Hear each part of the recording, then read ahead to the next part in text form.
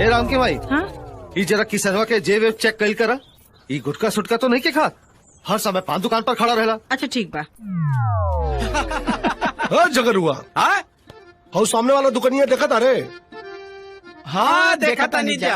हाँ ऊपर का माला देखा था रे। हाँ देखा था नीजा। हाँ दरवाजा देखा था रे।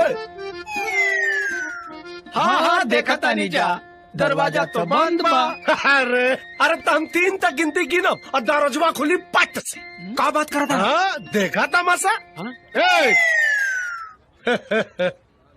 2 रुका 3।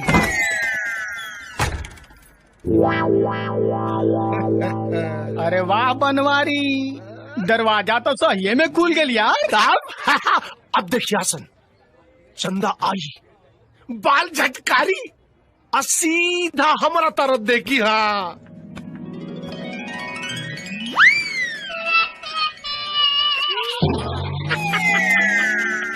तोरा के तो देखबे ना कही। अरे पागल बड़ा कासन, ऐसे कैसे देखी? अब तो हनी खड़ा रहा लजा गई लोई ना। अरे वाह रे बनवारी, हाँ तोरा चंदा के कौनो चक्कर तो नहीं खे।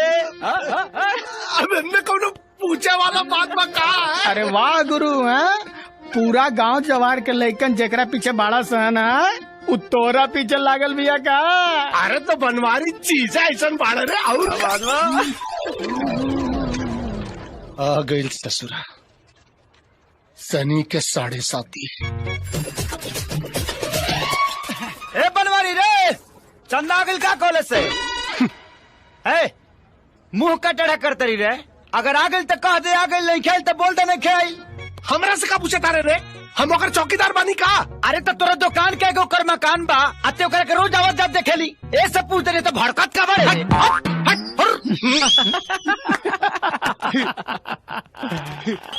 ए झगरू, ए बुधौन, एगो बात बताई। बोला। चंदवा कॉलेज नहीं खे गई। तोरा कैसे मालूम बा?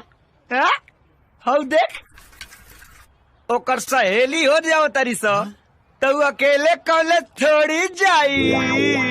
प्रभु अबे हमें कौन बर्बाद बबे? ये तो कौनो अनहरो बता दी। अनहर बता दी, तोरा खानी बानर ना बता। अब तो नहीं यहाँ भीड़ का लगौले बाड़ा रे। फालतू के लोग निकला यहाँ से। फालतू क्या करे बोली है? अरे तोरा के बोली है रे, तोरा के। निकाल बाहर। अरे तुम निकल तानी बाहर। रुक निकल तानी रुक। किसान हो तो हर चंदा आगे हो।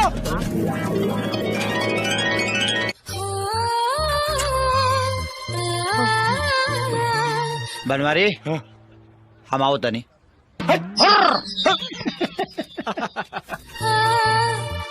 हेलो चंदा, काल बा।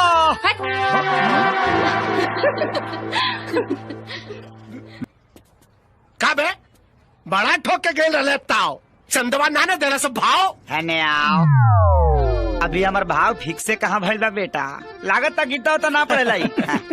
और मैं स्पष्ट लिखल बा, कर्म करते रहो बेटा, फल की चिंता ना ही करो। हमार काम बा कल कर्म, और फल देहल तो ऊपर वाला के हाथ में बा। बुझली रे भगचोनहार?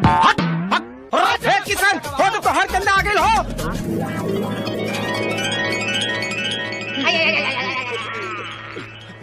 ए झगरू, इन्हें आओ ना रे।